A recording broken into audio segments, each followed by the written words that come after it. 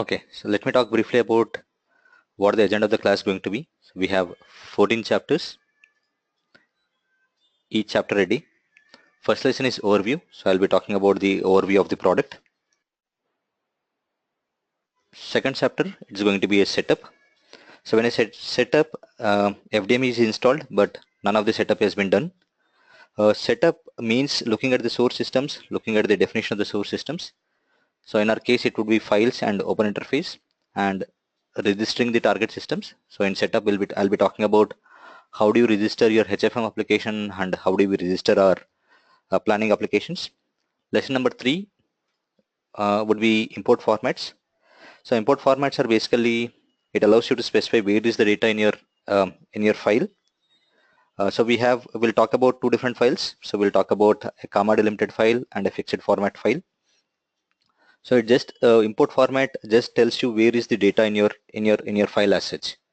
So when I open this text file here, so it's a fixed format file, and so the account is positioned at so from line number 1 to a specific line, and the ending balance is at from a specific line. It's line number 90 to line number, say for example, it's 105. This is a fixed format file, so wherein we tell where exactly is data positioned in our file. So we also have a file which also has a debit balance and a credit balance. So in FDMEE, it also handles if you have a debit balance and a credit balance.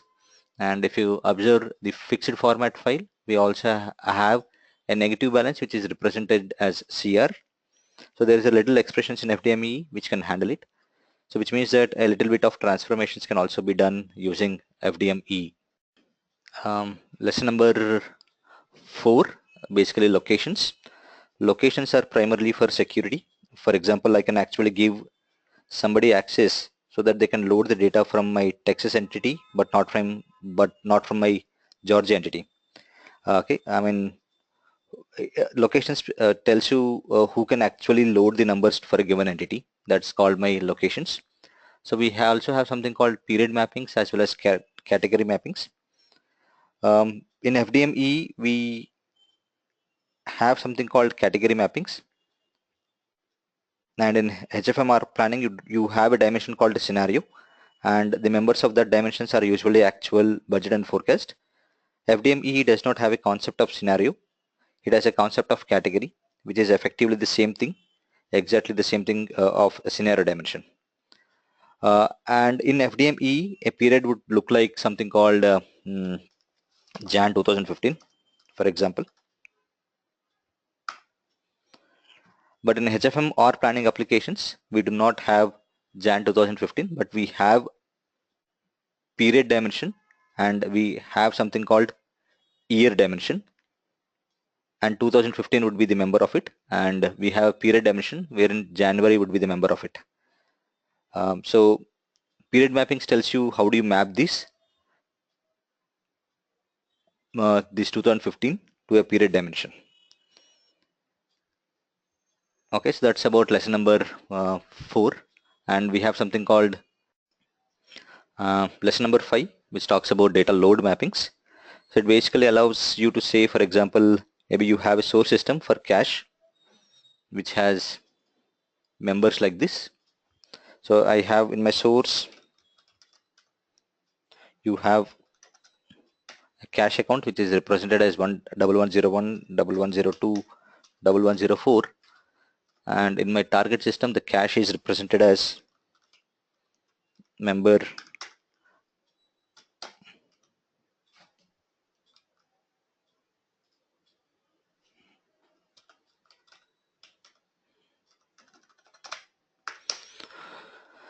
okay. So all these and these all maps to one target system, which is 10006 10005 16 times 5, which is my cache account in HFM or planning.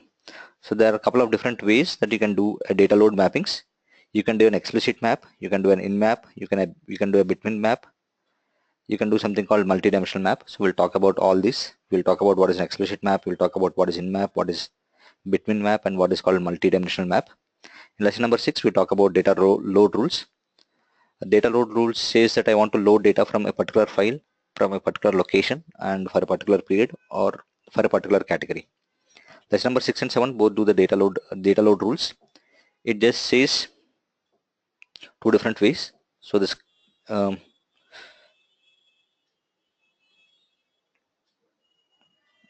so it's basically called a workbench. So we'll talk about what is called a workbench. Lesson number 8 is all about reports.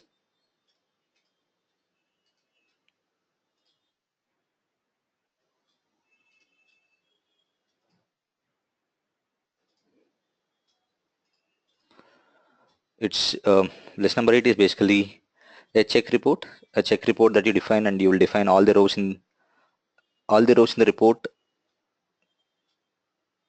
are can actually pull between balances in the target system. Processing batches.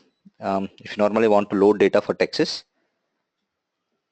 Georgia, and Arizona, you can create batches. Data load rules. You can load the data in an order, which is called processing batches reports. Basically, you can document your setup, import formats, and data load mappings. Security, we have roles that you can assign to roles. So we'll talk about location-based security. Scripts, there are basically 3 kinds of scripts. We have something called import scripts, mapping scripts, and event scripts.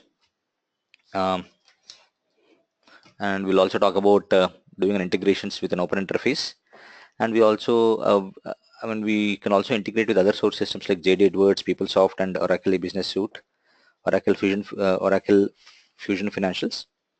I'll also give you some material and how do you integrate with JD Edwards or PeopleSoft or eBusiness Suite.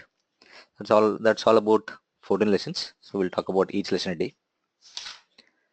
So regardless of what your source system is and what is your target systems, the basic steps are going to be the same. So you always we always do a system setup, you always do import format, you always set up a location,